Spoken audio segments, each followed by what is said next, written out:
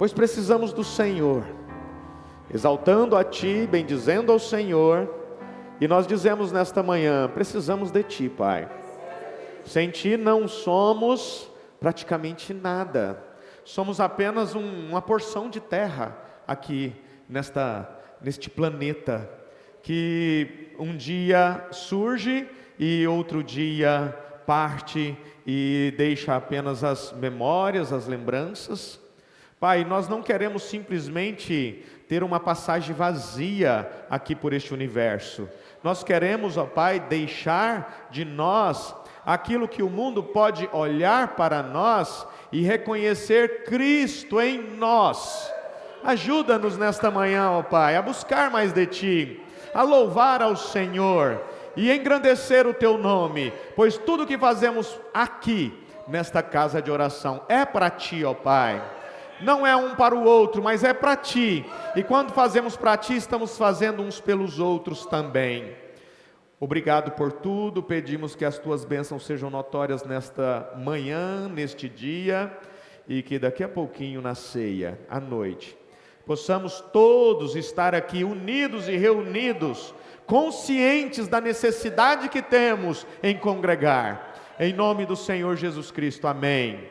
Graças a Deus, obrigado, Deus abençoe aos que louvaram, Deus abençoe o irmão Célio, e bem-vindo aí de volta, Rodney, já foi para São Paulo, já voltou, e depois vai de novo, um dia, copiloto. E as bênçãos de Deus quem tem percebido as bênçãos de Deus te seguindo? As bênçãos de Deus seguem, né, irmão Samuel? Que às vezes a gente fica correndo atrás, enquanto a gente corre a gente não alcança elas, e quando a gente para de correr atrás delas e fala: Senhor, eu dependo totalmente de Ti. Agora eu lembrei de uma coisa que Samuel disse: o meu advogado aqui para frente é o Senhor. O que eu estou dizendo? Eu me rendo totalmente ao Senhor, eu entrego totalmente a minha vida a Ti neste dia. Então que o Senhor me use e me ajude, e a todos que estão pela internet, que Deus abençoe a cada um, e vamos lá para o último livro da Bíblia, que está em Apocalipse, ou seja, que é o livro de Apocalipse. Nós vamos para o capítulo 2, e ler aí do verso 1 ao 7, para trazer nesta manhã uma mensagem, uma ministração, uma reflexão acerca daquilo que temos, daquilo que recebemos e do quanto nós precisamos nos preocupar, estar atentos com o perigo de apegar-se àquilo que não é prioridade, ou seja, nos apegar àquilo que é secundário. O perigo de nos apegar àquilo que não é a prioridade, não é primário, e portanto o perigo de nos apegar com aquilo que é secundário, ou apegar àquilo. E em Apocalipse 2, verso 1, ao anjo da igreja em Éfeso, escreva. É João escrevendo na ilha de Patmos o Apocalipse. Estas são as palavras daquele que tem as 7 estrelas em sua mão direita e anda entre os 7 candelabros de ouro. Conheço as suas obras, o seu trabalho árduo e a sua perseverança. Sei que você não pode tolerar os homens maus, que pôs à prova os que dizem ser apóstolos, mas não são, e descobriu que eles eram impostores. Você tem perseverado e suportado sofrimento por causa do meu nome, e não tem desfalecido. Contra você, porém, tenho isto: você abandonou o seu primeiro amor. Vou repetir isso aqui. Contra você, porém, tenho isto: você abandonou o seu primeiro amor. Lembre-se de onde caiu, arrependa-se e pratique as obras que praticava no princípio. Se não se arrepender, virei a você e tirarei o seu candelabro do lugar dele. Mas há uma coisa a seu favor: você odeia as práticas dos nicolaítas, como eu também as odeio. Aquele que tem ouvidos, ouça o que o Espírito diz às igrejas. Ao vencedor darei o direito de comer da árvore da vida que está no paraíso de Deus. Amém. O texto do Apocalipse sempre foi um texto com bastante enigmas, simbolismos. E aqui João estava escrevendo à igreja, à reunião, à eclesia que se reunia na cidade de Éfeso, na Ásia Menor. Então nós temos aqui João trazendo, através de Deus, a palavra aos Efésios, a palavra àqueles que se reuniam, como Paulo escrevia aos Efésios, como Paulo escrevia aos Tessalonicenses, como João escreveu suas cartas, como Pedro escreveu suas cartas. Deus ordenou que João escrevesse às 7 igrejas da Ásia, e uma delas era Éfeso. E apesar de Deus trazer alguns elogios e reconhecimentos à igreja de Éfeso, nós vemos que ele também cobra dos efésios algo muito importante, que eles haviam deixado, abandonado o primeiro amor, e ele alerta: lembra de onde caiu, lembra quando foi, lembra onde foi, lembra o porquê isso aconteceu. E aí ele diz: arrepende e pratica as obras que praticava no princípio. Então sempre o princípio ele é composto de obras mais puras, espontâneas, e cada um de nós age de uma forma mais voluntária, né? É aquele louvor voluntário, é aquele doar-se de forma voluntária, é aquele buscar a Deus de forma voluntária. Então Deus está chamando a atenção. E quando nós vemos as igrejas da Ásia Menor descritas na Bíblia, em Apocalipse, nós entendemos que isso que Deus elogiou, reconheceu em cada igreja, aquilo que Deus cobrou, a exortação que Deus trouxe sobre cada igreja, isso vale para nós hoje. Cada elogio, cada reconhecimento, tudo aquilo que Deus às vezes reconheceu naquela igreja, hoje Ele reconhece. E tudo aquilo que Deus exortou e criticou até, como Ele diz, contra você, eu tenho algo contra você. E hoje nós vamos chamar a atenção para isso. Quando é que o primeiro amor foi deixado em segundo plano? Quando é que nós passamos a nos apegar mais ao secundário do que aquilo que é essencial? Então nós vamos, nesta manhã, compreender o que é essencial, o que é prioridade, o que realmente nós precisamos trazer aos nossos corações, ao trono desta sala de controle. Quem é que deve realmente estar assentado neste trono da sala de controle dos nossos corações? A que nós devemos estar realmente apegados? E nós vamos compreender nesta manhã, através dos textos bíblicos, e entender nesse princípio que é mais fácil deixar algo do diabo do que deixar algo do próprio Deus para pegar outro algo do próprio Deus. Então eu chamo a atenção essa manhã agora, toda a atenção da igreja, para que nós possamos compreender o que nós estamos dizendo esta manhã.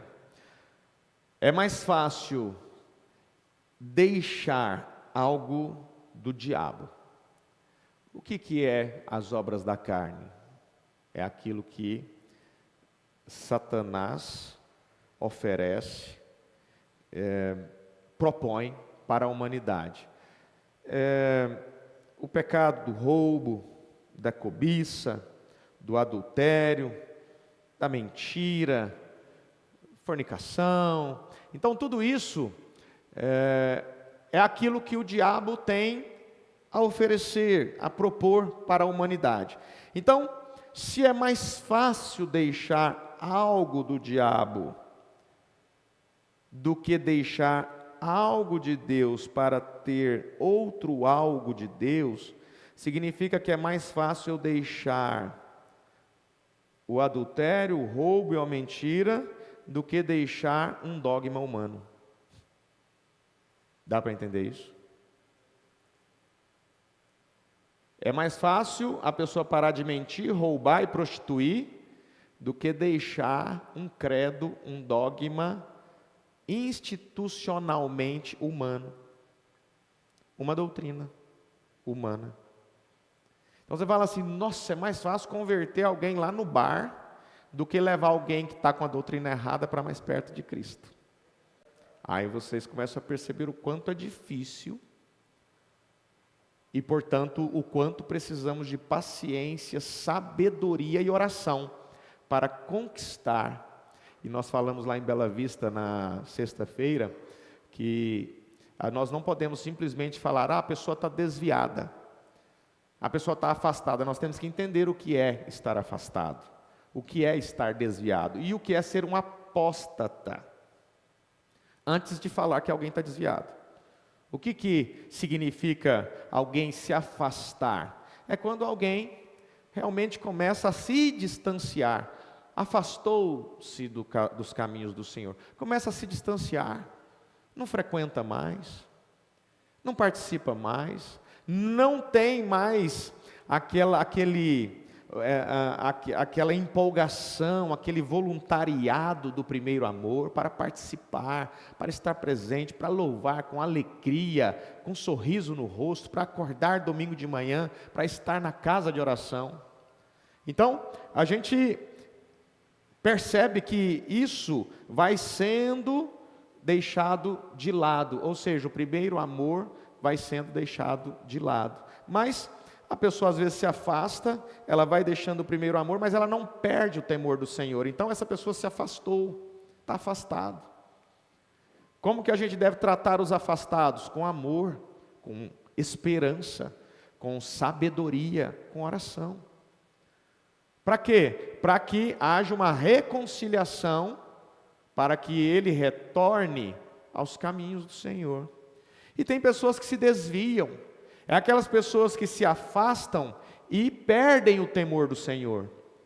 Aqueles que se afastam e não perdem o temor do Senhor, eles continuam nutrindo a fé em Cristo, mas eles perderam aquela empolgação, o primeiro amor, então se esquecem a importância de congregar, e acabam vivendo aquela vida ali dissoluta, com a possibilidade muito grande de se desviar mesmo e começar a viver a vida mundana. E Paulo fala para a gente não se conformar com o mundo. Não tem jeito, gente. Paulo fala, não vos conformeis com este mundo. Então aquele que se desvia, perde o temor do Senhor e começa a ser moldado, modelado pelas atrações que o mundo tem. Eu não estou dizendo para nós sairmos do mundo. Paulo diz isso em 1 Coríntios capítulo 5 e 6. Eu não peço para que vocês não vivam no mundo, né? Jesus ora isso em João 17, e Paulo fala, teríamos que sair do mundo se não pudermos conviver com as pessoas, mas não é isso. Mas o desviado, ele se afasta e ele perde o temor do Senhor, então ele se mistura com o mundo, ele se torna como? Ele se molda. Alguns se afastam, outros se desviam, e tem alguns que se apostatam, ou seja, tornam-se apóstatas, aqueles que começam a praticar delitos e obras contrárias ao que o Espírito Santo propõe, e muito mais do que isso, começa a negar a própria fé e a combater os princípios e os valores que Cristo deixou para que a igreja tivesse. Se apostatou. Como que nós devemos tratar todos eles? Com amor, com consideração, com alegria, com oração, com perseverança, com muita sabedoria. Agora, mas e aí, como é que é a convivência com quem se apostatou? Bom, muito provavelmente um apóstata acaba tendo mais força do que um que ainda teme ao Senhor. Muito provavelmente.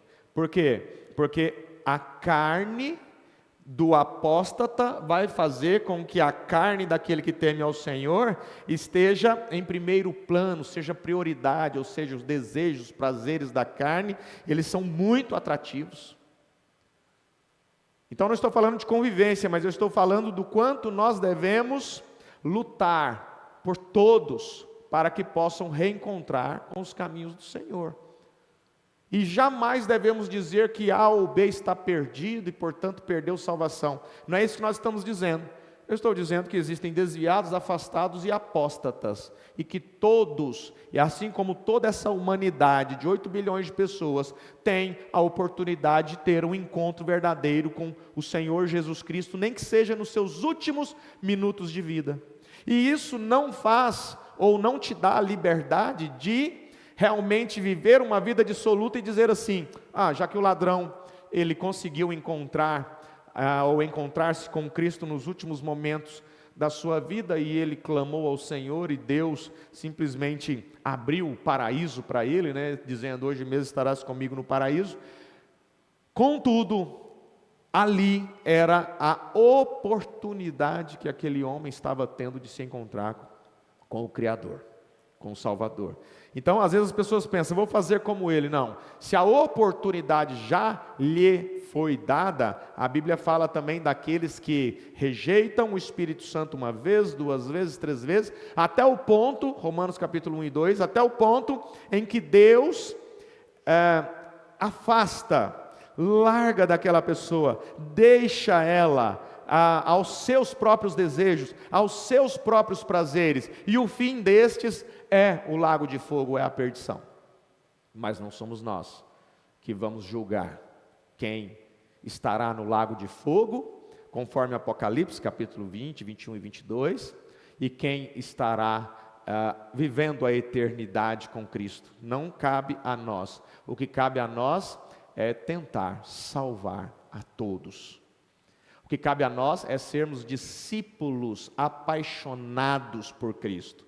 O que cabe a nós não é simplesmente servir e ter um monte de compromissos e vazio do Espírito Santo por dentro. Não é isso. A gente precisa, e hoje nós vamos entender o que significa isso. Às vezes ter muitos compromissos, mas ser vazio por dentro. Então, quando a gente fala que, e isso precisa ser colocado hoje em nossas mentes, que às vezes um homem, uma mulher, quando você prega para ela, muito provavelmente você trazendo as verdades bíblicas, aquela pessoa às vezes vai deixar de fumar, às vezes vai deixar de beber, às vezes vai deixar de prostituir, vai deixar de roubar, vai deixar de mentir. Vai ser mais fácil, às vezes, converter, trazer alguém para mais perto de Cristo, do que, às vezes, você falar, olha, este ensino não é bíblico. Este ensino que você supõe ser bíblico não é. Aí, isso que a pessoa aprendeu na igreja, a isso ela tem mais dificuldade de se desprender. Para quê? Para pegar aquilo que é realmente puro e verdadeiro.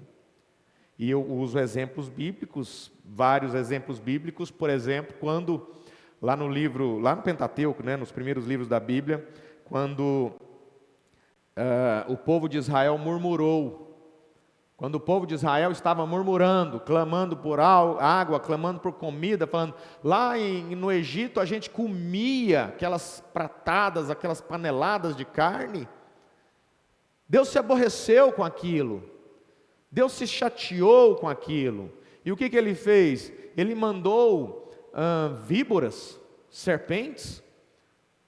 E nós temos que entender, tem hora que a gente fica tentando interpretar Deus usando a nossa mentezinha limitada de quantos por cento que a gente usa da nossa mente, que a ciência supõe. Vocês já viram sobre isso? Quantos por cento que nós usamos da nossa inteligência? E quando um tem um QI mais alto, é ciente alguma coisa, mas diz a ciência que a gente usa mais ou menos algo em torno de menos de 10%. E às vezes a gente quer interpretar Deus com essa mente, de menos de 10% da capacidade que o ser humano tem, não estou falando de Deus não. Aí a gente pensa assim, que Deus mau, eles murmuraram só porque eles reclamaram, e mandou serpentes. Aquelas serpentes matou crianças, aquelas serpentes mataram mulheres, mataram homens. Que Deus mau é esse? Olha só. Suponhamos que você tenha alguém muito querido na sua família e essa pessoa ela está usando drogas, essa pessoa rouba, essa pessoa mata, ou seja, ela pratica coisas que moralmente para a humanidade, eu não estou dizendo nem para a Bíblia, estou dizendo a moralidade, em relação à moral da humanidade, isso é crime. Aí você clama a Deus, fala, Senhor, ora, Deus salva esse filho, salva esse marido, salva essa esposa, seja o que for, salva, eu quero ele salvo, eu quero ele salvo. Aí Deus envia um anjo, e diz assim, você quer mesmo ele salvo, quer ela salva? A única maneira de eu salvar ela, gente, é uma suposição, entenda isso, nós estamos montando um cenário, não estou dizendo que seja assim. A única maneira dessa pessoa ser salva é eu tirando a vida dela. Ou ela continua viva com você, vivendo essa vida, ou eu tiro a vida dela e ela é salva. O que você vai escolher? Não precisa responder. Talvez você nem saiba. Você não pediu para que eu salvasse ela? Mas supondo, gente, não quer dizer que isso seja assim, mas eu estou montando um quadro para nós entendermos, quando nós tentamos entender ou compreender os desígnios de Deus pela nossa mentezinha limitada. Nossa mentezinha de 10% daquilo que a gente tem capacidade de usar, daquilo que o ser humano tem. Aí ele diz assim, a única maneira, e a escolha é tua, ou ela continua vivendo com você e se alegrando aí em alguns momentos, mesmo que sejam poucos, ou eu preciso tirar a vida dele. Muito provavelmente, se nós amamos a alma daquela pessoa, nós vamos dizer assim, então, pode tirar a vida. É uma suposição. Não estou dizendo que seja assim. É só para nós entendermos que quando Deus, muitas vezes no Antigo Testamento, corrigia não só os seus filhos, não só o seu povo, mas as outras nações, Ele estava fazendo aquilo não por amor a esse punhado de terra que somos nós, como seres humanos materiais. Não somos só um punhado de terra, mas também somos um punhado de terra. E, na verdade, esse punhado de terra é onde o nosso espírito habita hoje. E o que é mais importante em nós é o punhado de terra ou o espírito que habita nesse punhado de terra? E o que Deus valoriza mais em nós é esse punhado de terra. Gente, eu estou falando isso, não estou menosprezando a gente, é só para nós entendermos. Porque você é o ser mais especial desta terra. Você é a criação máxima. E eu não estou querendo diminuir isso. Eu estou querendo apenas chamar a nossa atenção. Que nós somos seres espirituais vivendo uma experiência material. Quando esse espírito sai deste corpo, este corpo não se sustenta mais sobre as pernas. E o que vale mais para Deus em nós? O que nós estamos fazendo aqui nesta manhã, nesta igreja? Não é alimentando este corpo. Visto que, quando alimentamos o nosso espírito, nós estamos trazendo mais imunidade para este corpo físico. Mas, quando a gente começa a entender e a gente começa a olhar para a alma, para o espírito do indivíduo, e Deus coloca em suas mãos, esse serzinho limitado que somos nós que usa 10%, quando Deus coloca em nossas mãos, o que nós queremos daquele indivíduo, amamos mais o corpo, a presença daquela pessoa, ou amamos mais a alma, o espírito daquela pessoa, ao ponto de nós desejarmos que ela esteja na eternidade, porque um dia nós estaremos também, e isso será muito rápido.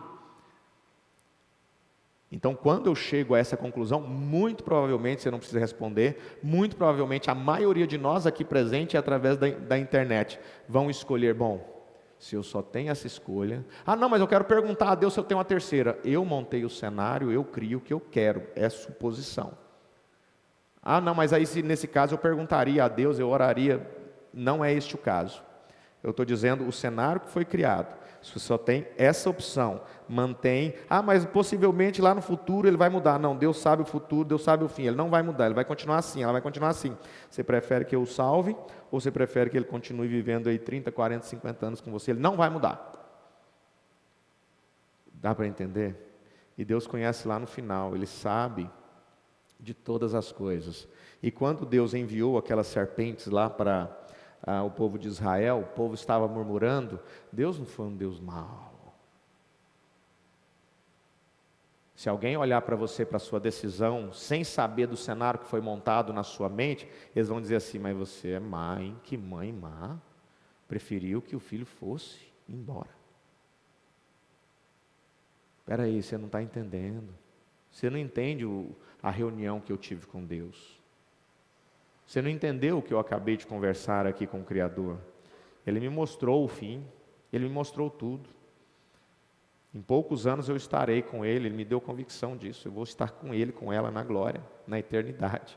Eu prefiro. E aí a gente vem e julga Deus, fala que Deus é mau, porque Ele enviou serpentes. Porque às vezes as guerras tiram a vida de pessoas.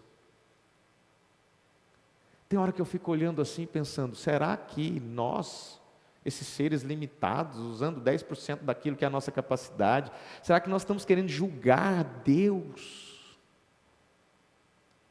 E dizer onde Ele está sendo bom e onde Ele está sendo mal? Senhor, aí o Senhor está sendo mal, aí está sendo bom, desse jeito o Senhor é bom. Quer dizer que manter a vida nesse corpo, que muitos dos pais da igreja disseram que este corpo representa a prisão da alma. Paulo tentou se libertar dessa prisão quando ele disse, prefiro partir e estar com Cristo. O que ele estava dizendo? Eu quero me libertar, isto é uma prisão. Mas não estou dizendo para você ficar desejando a morte, não é isso não.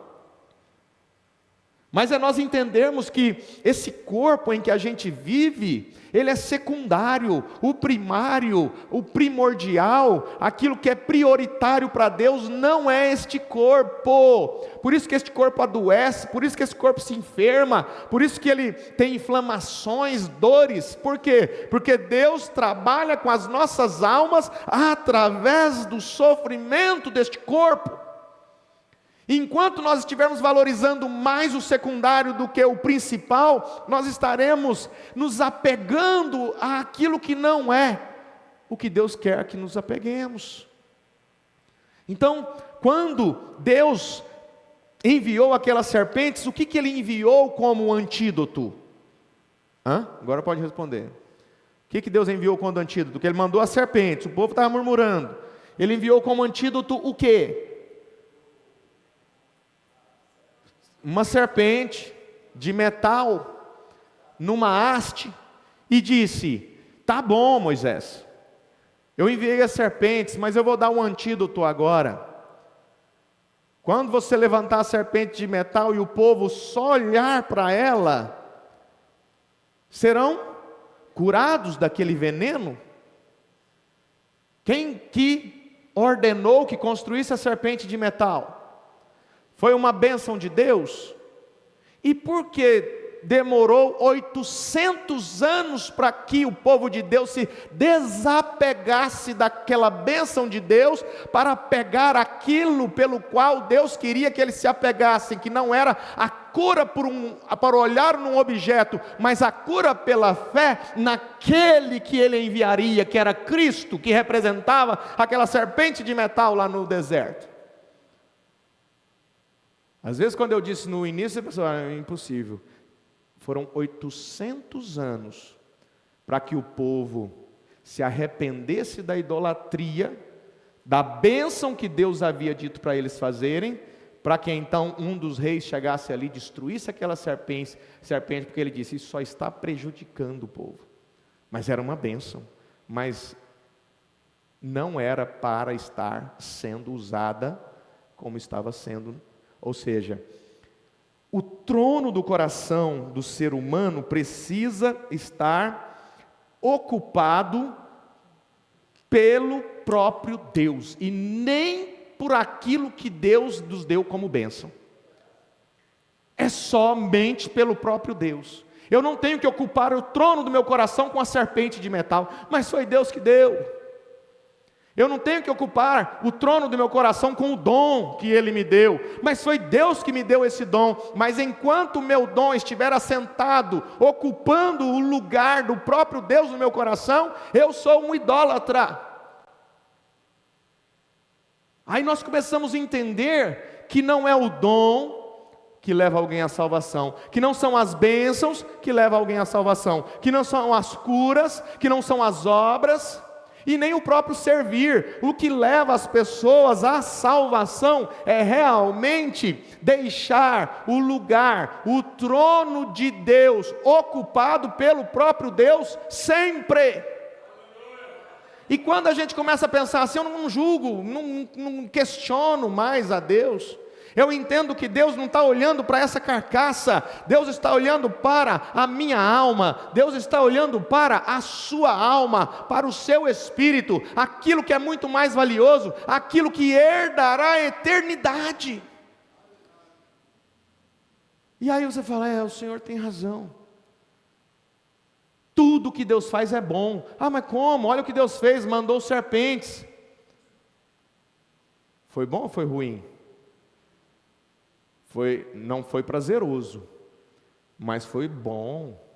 Levou a Israel a entender que o nosso Deus é amor, mas Ele é justiça também. Então a gente começa a entender até o que é bom e ruim, e que Deus faz por nós aquilo que é bom. Tudo que Deus faz para você é bom. Mas olha onde eu cheguei. Você não chegou pelo que Deus fez ou faz por você. Você chegou pelas suas escolhas e suas decisões. Mas tudo que Deus fez por você, para você até aqui, é bom. E tudo que Ele fez é o melhor para você. E às vezes você fala, mas não é o que eu queria, mas é o melhor de Deus para você. Porque Ele não está olhando apenas o seu bem-estar físico e material, Ele está olhando para a sua alma, para o seu espírito. E quando nós nos apegamos, por exemplo, quem tem caneta aí? Passa para o Rodney, fica aqui por favor. Passa 2 canetas para o Rodney, você vai segurar uma nessa mão aqui, outra aqui. Você vai segurar 2, olhando para lá. Isso. Você tem 2 canetas. Suponhamos que essas canetas sejam bênçãos de Deus na sua vida.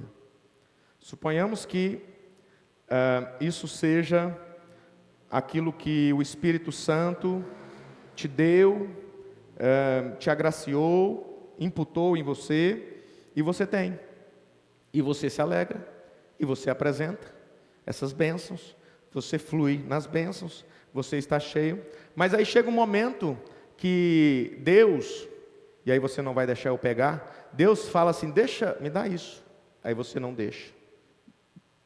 Rodney, me dá, você não deixa. Senhor, mas foi o Senhor que me deu. Me dá, Rodney, não deixo. Aí Deus estava aqui com uma bênção muito mais especial para você. Rodney, eu preciso te dar uma bênção, mas eu não quero largar o que o Senhor já me deu. Os dons são maravilhosos, tudo tão maravilhoso na minha vida. Enquanto o Rodney estiver apegado às bênçãos que Deus deu para ele, e esquece que Deus tem infinitamente mais para ele do que ele possa imaginar, ele vai estar apegado nas migalhas. Foi tão bom, se eu tiver um sentimento melhor que esse. Aí começa, não, o ano que eu converti, nossa, aquele momento, eu tenho tanta saudade daquilo, e aí começa a viver como um museu, valorizando o passado, os bons momentos, quando as pessoas eram mais amorosas, e quando as pessoas eram mais sinceras e fiéis, que na verdade eu nem acredito.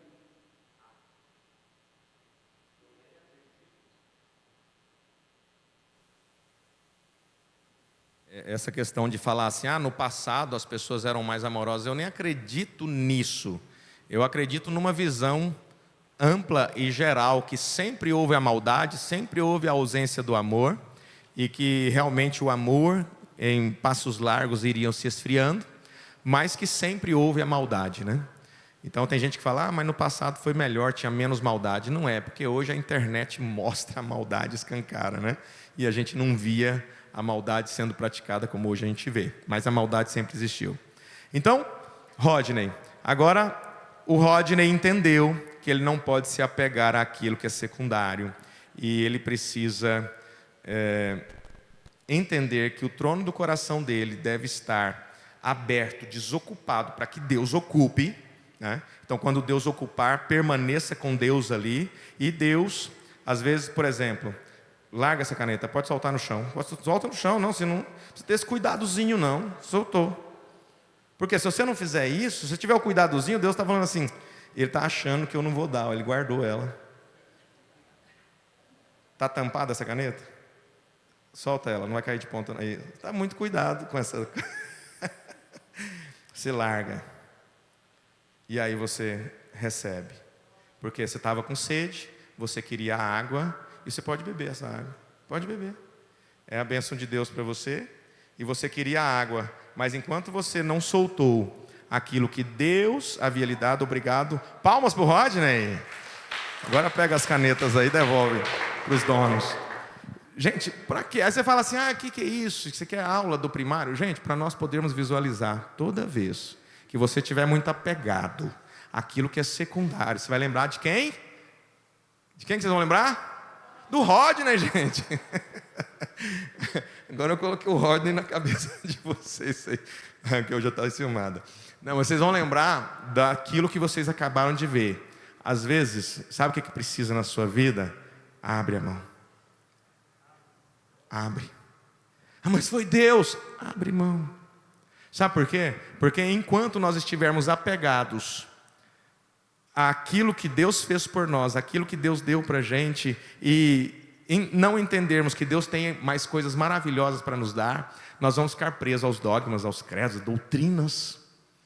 E aí agora dá para entender melhor por que é mais fácil.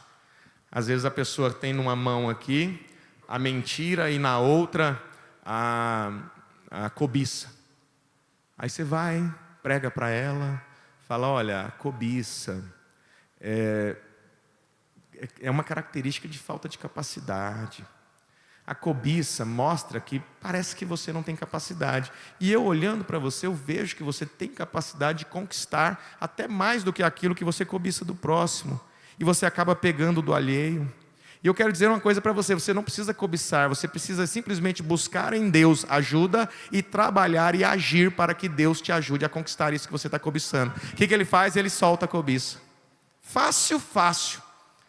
Mas pede alguém para deixar a doutrina do arrebatamento pré-tribulacionista. Pastor, eu saio da igreja, mas não largo. Mas Deus tem algo muito melhor. Não largo. Pede para largar a semente da serpente, mas não largo. É uma mão com a semente da serpente, a outra mão com Apocalipse 10:7. Larga.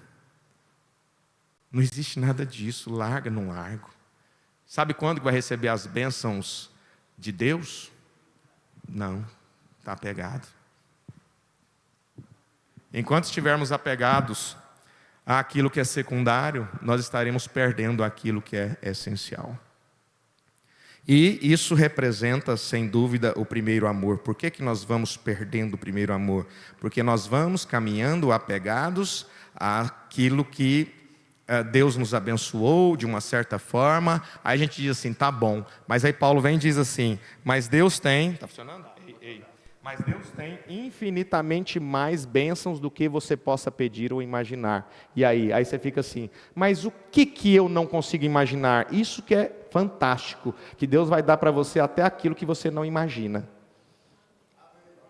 Imagina um mar vermelho, cor vermelha mesmo. Aí você fala assim, não consigo, nunca vi isso, não dá. Mas... isso é apenas uma ilustração. Às vezes Deus vai dar algo para você que você não tem ainda na mente. Você nem pediu ainda. E por que não deu ainda, pastor? Porque você não largou as migalhas. Tem gente que acha que aquela mulher que falou assim para Jesus, Senhor, mas os cachorrinhos comem das migalhas que caem da mesa do seu dono. Tem gente que acha que um cristão tem que ficar comendo migalhas, porque aquilo está escrito na Bíblia, então ele ora assim, Senhor, derrame, jogue suas migalhas, porque eu sou como um cachorrinho. Gente, não é assim mais. Quando Jesus entregou a sua vida na cruz, Ele não entregou a sua vida na cruz para ficar dando migalhas para os seus filhos. Ele entregou a sua vida na cruz para dar pratos, manjares para os seus filhos. Para de ficar pedindo migalhas. E às vezes a pessoa recebe migalhas e segura. Não, solta essas migalhas. Tem mais. Tem mais. E aí você começa a entender por que é mais fácil as pessoas se desprenderem daquilo que é do diabo, do que as pessoas se desprenderem das bênçãos, dos dons, daquilo que Deus deu, para pegar algo maior.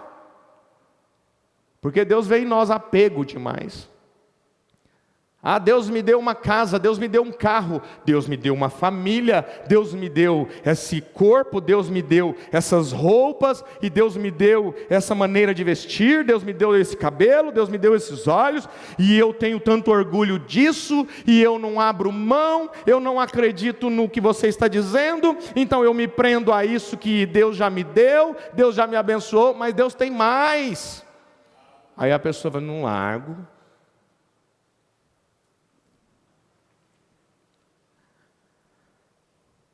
Tudo que ocupa o lugar do próprio Deus em nosso coração se torna idolatria.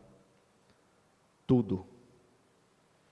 E toda vez que estivermos assentados no trono do nosso coração, algo que está causando idolatria, Deus não fará por nós aquilo que Ele prometeu que faria. Ah, mas Ele prometeu, mas a idolatria barra as bênçãos de Deus. Não é culpa dele. Não é maldade dele. Então, nós vimos este exemplo da serpente de metal, e nós temos o exemplo da circuncisão, que os judeus não queriam largar aquilo que era uma bênção para eles. Nós temos o exemplo da lei, os judeus não quiseram largar a lei para apanhar a graça. Então, a dificuldade de deixar algo de Deus é muito grande. Mas não é deixar algo de Deus para ficar vazio, é deixar aqui e já apanhar de cá. Quando nós vemos Saul, ali no Antigo Testamento, 1 Samuel capítulo 15, nós vemos Saul recebendo de Deus um dom, uma vocação, um reinado. Maravilhoso. Quem que foi que deu o trono para Saul? Deus. Samuel chegou e disse, Deus mandou-me ungir-te, rei de Israel. Deus deu a Saul o trono. E Samuel disse para ele, Saul, o processo é esse aqui, ó. Você depois vai para outro lugar, aí você vai fazer isso, vai fazer aquilo. Depois você vai para Gilgal, e lá você me espera 7 dias, tá? Porque aí quando você estiver lá, eu vou chegar, e nós vamos oferecer sacrifícios, então o seu reino será estabelecido. Saul recebeu algo de Deus. Saul recebeu e reteve aquilo que Deus havia dado para ele. Agora, quando ele estava naquela situação em que o povo queria que ele precisava prosseguir, que o exército estava sendo quase atacado pelos inimigos, e ele precisava ser rápido, oferecer sacrifício e partir. Aí Saul vai lá e oferece o sacrifício, isso está em 1 Samuel capítulo 15, ele oferece, e quando ele oferece sacrifício, Samuel chega e diz: mas qual que foi a nossa combinação? Você é rei, não é sacerdote. Era eu que viria e ofereceria o sacrifício, o seu reinado seria estabelecido. Mas Saul se apegou tanto ao dom que Deus havia colocado sobre ele, que ele preferiu o dom, ou seja, o presente de Deus, a bênção de Deus na sua vida, do que a presença de Deus no trono do seu coração. E então, quando Samuel chega, fala para ele: acaso tem o Senhor tanto prazer em holocaustos e em sacrifícios, quanto em que se obedeça a palavra de Deus? Tem gente que valoriza mais o dom do que a obediência. Tem gente que valoriza mais o ministério do que a presença. O ministério é muito maior do que a presença de Deus. Já está com idolatria. Valoriza mais o dom do que a obediência. Aí ele diz assim: a obediência é melhor do que o sacrifício. Ele não anulou o sacrifício, mas ele veio ali para sacrificar. Foi uma ordem, Samuel veio sacrificar, mas ele está dizendo: nós não devemos usar o sacrifício como prioridade, mas a obediência é a prioridade, e depois o sacrifício. E a submissão é melhor do que a gordura de carneiros. Humildade, submissão.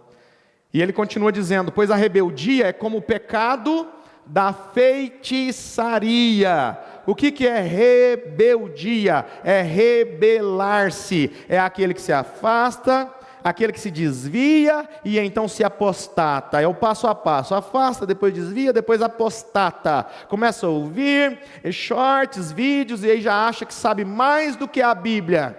Então se apostata, se rebela contra.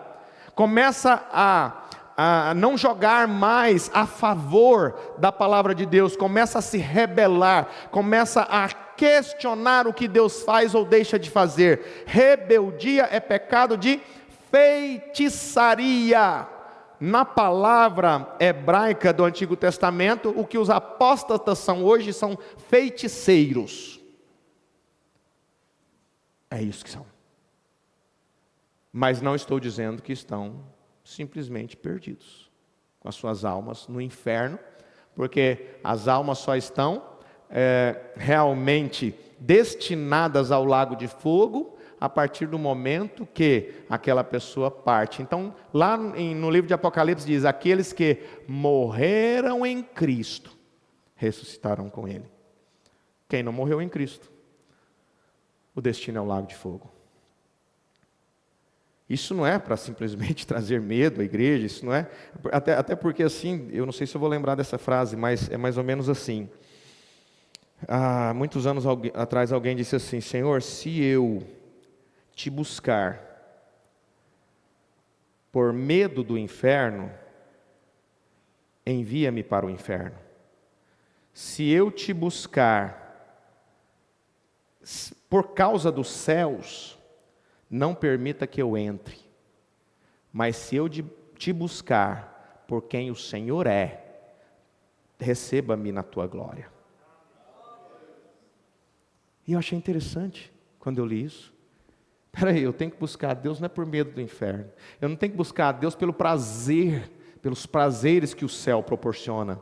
né, naquilo que nós temos na Bíblia, mas nós temos que buscar a Deus pela presença dEle em nós, por aquilo que Ele é. Aí eu entendi, porque quando eu trouxe para nós, os humanos, eu pensei assim, bom, uma mulher que resolve se casar com alguém com medo de ficar sozinha, é melhor ficar sozinha, não é? Ou seja, buscar a Deus com medo do inferno, é melhor ir para o inferno. Uma mulher que se casa com um homem simplesmente com o objetivo, com o propósito daquilo que ele pode dar para ela, é melhor ela não casar, né? Mas quando a mulher se casa com um homem por quem ele é, aí é melhor que ele se torne realmente uma só carne. Ficou fácil de entender? É isso mesmo. Ela não disse besteira, não.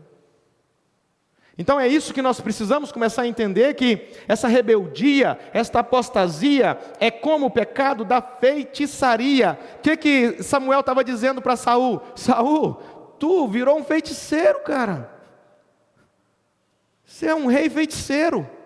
Você se rebelou contra a ordenança de Deus. E ele diz, a arrogância, o que ele estava mostrando para Saul? Tudo que Saul tinha praticado, desobediência, insubmissão, rebeldia e arrogância. Arrogância é como o mal da idolatria. Quando nós achamos que sabemos mais do que Deus, é arrogância. Ou seja, o trono, a sala de controle, o coração, o espaço que deveria estar sendo ocupado pelo próprio Deus, está sendo ocupado pela autossuficiência de pensar que sabe mais do que Deus. Idolatria, arrogância, rebeldia. Nós temos um exemplo do jovem rico, que está em Mateus 19, que amava mais o que possuía do que aquele que o permitiu possuir. Ele amava mais o que tinha do que aquele que era poderoso para lhe dar muito mais. Você entende que todas estas pessoas são pessoas que por um tempo foram tementes? O jovem rico queria, ele chegou em Jesus e perguntou como fazer para herdar a vida eterna. Ele queria, ele buscava, ele era um crente, ele orava, ele clamava, ele ia no altar, ele ia na igreja, ele era fiel nos dízimos e nas ofertas, e ele tinha bastante, mas aquilo que ele tinha, gente, será que todo mundo entende isso? Tudo que nós temos é mérito nosso? Somente? Nós temos uma parcela de responsabilidade e mérito naquilo que nós temos, até porque aquilo que nós temos é porque Deus propôs dar-nos e nós fizemos por onde, agimos para ter. Mas não é mérito simplesmente nosso, porque aquele jovem rico não era mérito somente dele, era Deus que havia proporcionado para ele. E o que estava ocupando espaço naquela sala de controle? Era o que ele tinha, eram as bênçãos de Deus que Deus havia dado para ele. Então ele estava valorizando, se apegando mais àquilo que era secundário, o perigo do apego ao que é secundário. E às vezes o secundário não é o bar, o secundário não é a bebida, o secundário não é a idolatria, o secundário muitas vezes é confundido, porque os secundários são bênçãos de Deus para nós. O secundário é o marido, o secundário é a esposa, o secundário é os filhos, são bênçãos. O secundário é a casa, o secundário é o trabalho, o secundário é a obra, o secundário é o ministério, o secundário é o dom. E nós precisamos entender que enquanto o secundário estiver tendo a prioridade em nossas vidas, nós estamos no pecado de idolatria. Não é apenas santos, imagens. Então quando aquele jovem rico se retira triste, a gente fica pensando assim, mas gente, por que Deus quis deixar aquele homem pobre? Não é que Deus queria subtrair dele. Deus não estava querendo simplesmente tirar algo dele. Deus estava querendo mostrar para aquele jovem, queria revelar para aquele jovem quem era que estava realmente assentado na sala de controle do seu coração, só isso. O que Deus estava dizendo para ele? Vou revelar para você o que está dentro do seu coração. Você quer ganhar a vida eterna, né? Então vou revelar o que está dentro do seu coração. Deus não queria deixar ele pobre. Às vezes Deus pede algo que Deus nos deu. Nós acabamos de ilustrar aqui. Aquilo eram bênçãos, Deus que havia dado, e Deus fala assim: dá isso para mim. Deus não está querendo subtrair algo de você. Quando Deus pediu a Abraão, o filho Isaque, não era sobre o Isaque. Aquela situação não tinha nada a ver com o Isaque. Aquela situação quando Deus pede a Abraão, o filho Isaque, aquilo não era sobre Isaque, aquilo era sobre Abraão. Ali não era sobre Deus deixar Abraão.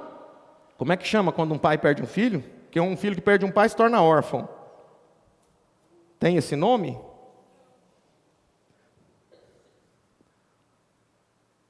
Não era sobre Isaque. Não é que Deus queria entristecer Abraão. Não é que Deus queria: Senhor, o Senhor vai me destruir. Passei 25 anos esperando a promessa. Agora que o filho vem, o Senhor me pede ele de volta. Não era sobre Isaque. Quando Deus pede algo para nós, Ele está querendo revelar para nós quem realmente está ocupando a sala de controle dos nossos corações.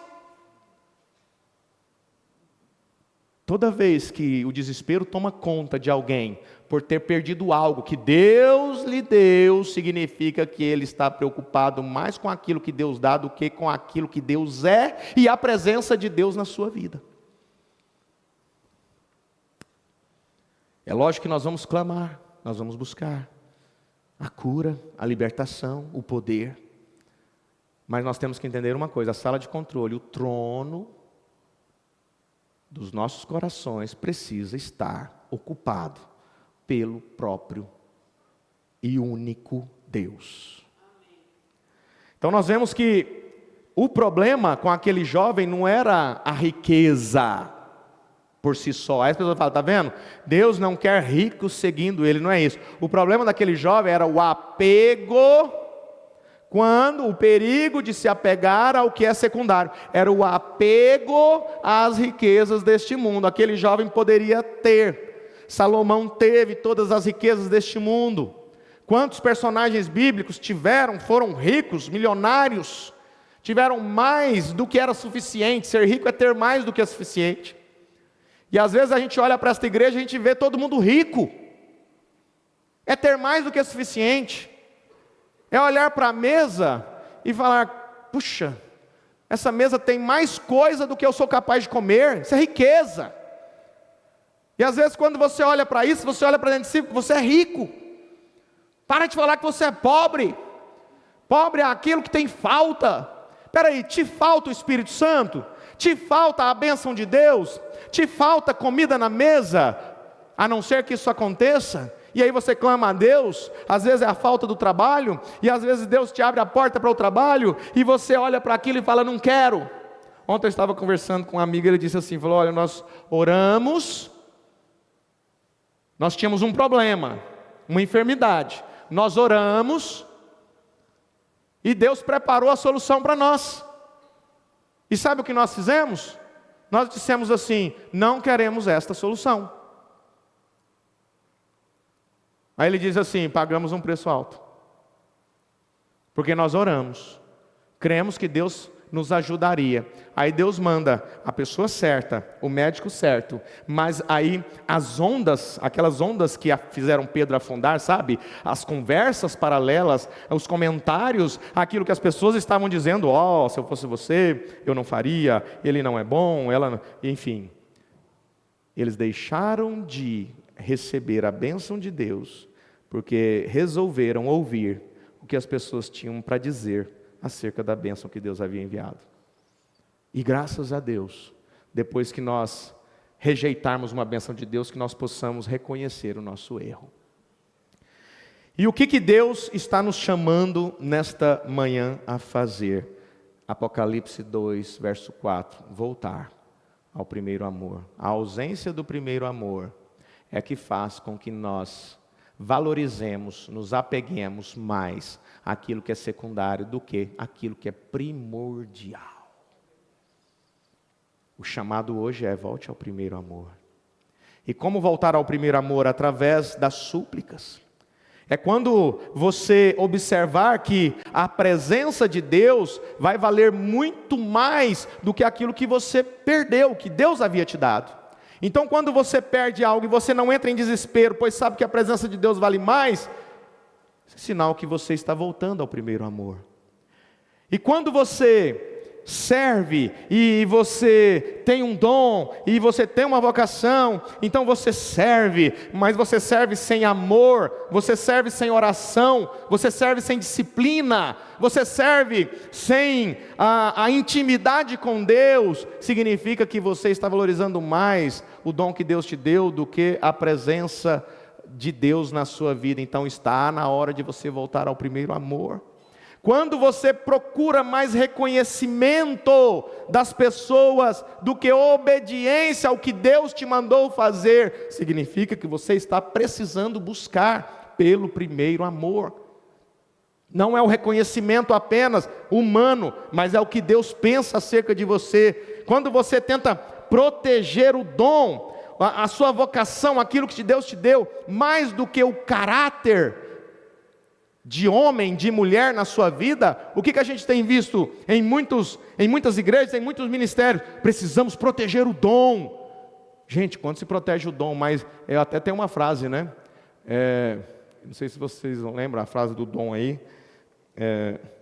O dom vale mais. Eu não lembro da frase não que se falava. Não, cuidado com o dom. Cuidado com o dom, cuidado com o ofício, né? Cuidado com o ofício, não brinque com o ofício, não brinque com o dom daquela pessoa, daquele pastor, daquele ministro. Não, cuidado, o dom dele vale mais do que o próprio caráter, ou seja, não desnude aquilo que é praticado, porque o dom vale mais. Isso é sinal de idolatria. O dom tem mais valor do que o próprio caráter humano, ou seja, eu protejo o dom, não mostrando, não escancarando, não desvelando as maldades que estão por trás daquele dom. E quantos não fazem isso? Não, nós precisamos proteger, porque se a gente não proteger o dom, a vocação, o ministério deste homem, as pessoas vão acabar descobrindo realmente o quanto ele é um mau caráter. Quando você luta para manter a posição que Deus te deu, quando você luta mais pela posição do que da intimidade, da obediência e da presença de Deus na sua vida, é um sinal de idolatria. Você já se afastou do primeiro amor, e o chamado é: voltemos ao primeiro amor. Se coloque de pé, que nós possamos, como Davi clamou no Salmo 51, volta a dar-me a alegria da tua salvação. Não existe ninguém que realmente esteja vivendo este primeiro amor, ou seja, aquela sensação, aquele voluntariado que Deus colocou em cada coração, onde a sala de controle está sendo tomada constantemente pelo Espírito Santo, pelo próprio Deus. Não existe ninguém que esteja vivendo realmente com essa sala de controle tomada pelo próprio Deus, que diga no seu coração: é desnecessário congregar.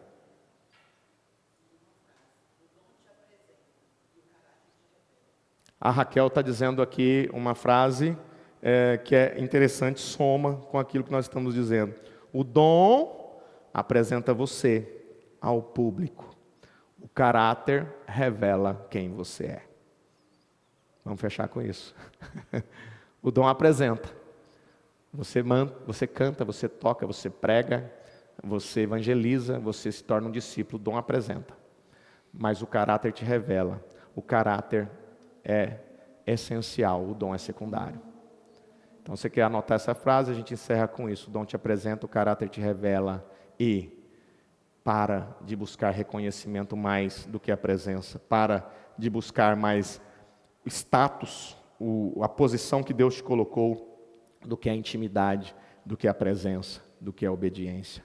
Pai Celestial, nós agradecemos porque estamos na Tua presença e pedimos que possamos reconhecer que Deus sim pode nos dar bênçãos, Deus pode nos dar propriedades, Deus pode nos dar responsabilidades, Deus nos dá vocações, mas nós precisamos entender que Deus, que é tudo, Isso tudo é secundário. Responsabilidades, pessoas para cuidar, uma família, um carro, uma casa, um emprego. Deus nos dá tudo isso, Deus nos dá bens, Deus nos dá posses, mas Deus é tudo em todos. E que nós possamos trazer de volta Deus à nossa sala de controle, que nós possamos trazer de volta o Espírito Santo para nos guiar, para não deixar que nós venhamos valorizar as minhas próprias ideias, os meus próprios pareceres, a minha posição, aquilo que Deus já colocou em mim. Não, não é nada disso, é o quanto nós